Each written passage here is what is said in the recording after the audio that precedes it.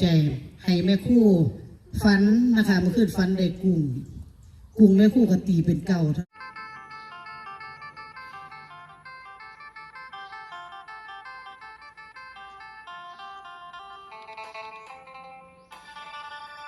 ให้เจ้าภาพจงเจริญเด้อจองเป็นเจ้าภาพไว้เด้องวดสิมาให้ได้สู้หูสู้คนทั่วหน้าทั่วตานะคะด้วยบุญบารมีองค์ปู่ชีพขาวพร้อมปู่ตาฉายา99 เกตนะคะนำผ้าให้แม่คู่เดผ้าFCสายบุญสู้ผู้สู้คนนะคะทีรวมทำบุญนำจะเป็นประตูโค้งนะคะท้าวเวสสุวรรณท้าวกุเวนพาสังกระจายปู่อนันตนาคราช7 เสียน2 องค์นะคะค่ะทีเดเฮ็ดได้สั่งบูรณะหอระฆังบูรณะโบสถ์พร้อมกับศาลาการประเรียนหลายสิ่งหลายอย่างเดี๋ยวนี้กำลังสร้างมหาเจดีย์รุ่น19 ยอดอย่าลืมนะคะพร้อมกับจักน้อยนี่ปูมีโครงการใหม่ได้ยิบโครงการใหม่แจ็คสิออกปูทุกออกก่อยรอฟังวันที่1ปูละเสสั่งภายในว่าสั่งพระธาตุเจดีย์เสร็จสมบูรณ์นะคะให้แล้วเป็นอย่างไปปูว่าถ้าเฮาเฮ็ดควบกันมันก็บ่แล้วนะคะที่ปูนี่ล่ะคือตัวอย่างนี่ล่ะเฮาเฮ็ดบุญเฮาก็ได้มากราบมาไหว้มาขอพรนะคะหลายสิ่งหลายอย่างที่ปูสามารถดลบันดาลดลจิตดลใจให้แม่คู่ฝันนะคะเมื่อคืนฝันได้กุ้งแม่คู่ก็ตีเป็นเก่าเท่านั้นแล้วกุ้งว่าโตใหญ่ยันมันเก่าหนึ่งอยู่ กุ้งฝอยนั่นนะกุ้งก้อย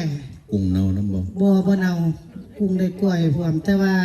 กับ90 91กับซื้อไว้ได้190 290มูนั่นล่ะเนาะค่ะ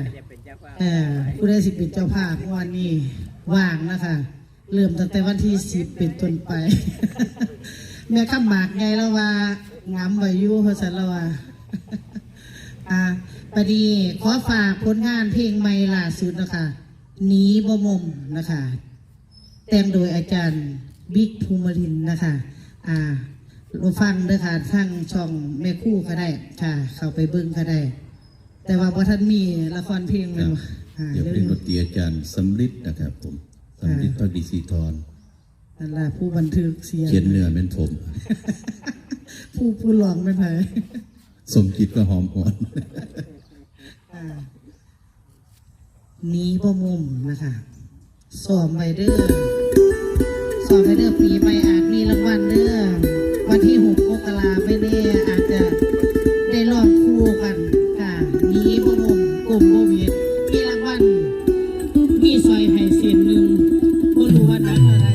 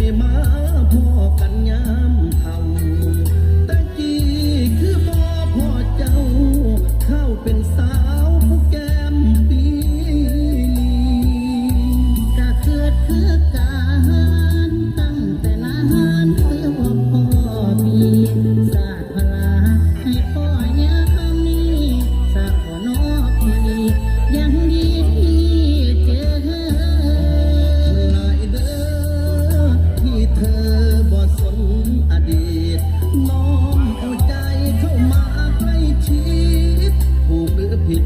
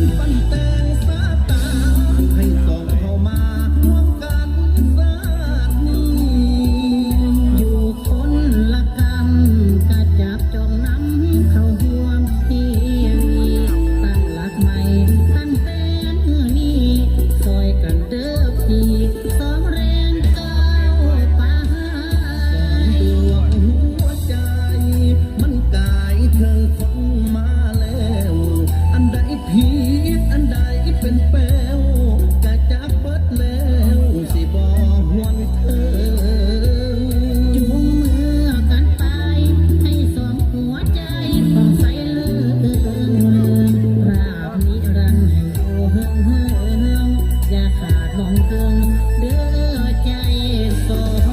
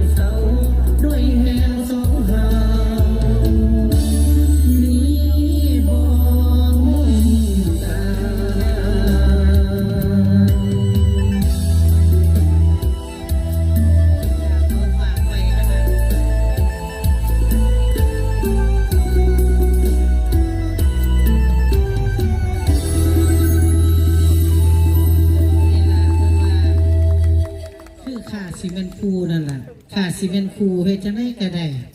หนีอยู่คนละหม่องหนีบ่มุมคือเก่าอยู่ไกลบ่ได้ก็ได้พอแม่นบ่ใหญ่หัวกมาดามหัวหนีบ่มุมเขาเอิ้นว่าอยู่ไกลถึงบ้านเขาสารก็ยังไปพอกอยู่ร้อยเอ็ดเนาะนี่ล่ะเพิ่นว่าสิ้นสตาวาสนาพาส่งนะคะอยู่ทรงบัดนี้บ่เป็นการเสียเวลามื้อนี้แดดบ่แดดเนาะบ่แดดมื้อนี้มื้อนี้ปลาลาบ่ได้มาแจกเด้อแม่เด้อมีแต่โปรยทาน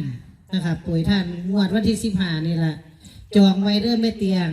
ปู่บอกว่า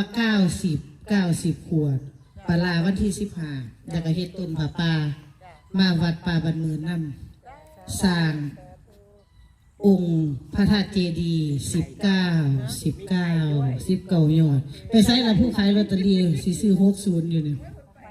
เอาไปแล้วบ่สิซื้อ60กับ90แต่ว่าก็เมาหมดทุกแผงแล้วล่ะว่า90 60ไม่อยากก็ยิ้ม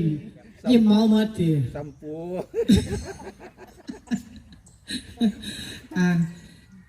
วานโปรยท่านบัดนี้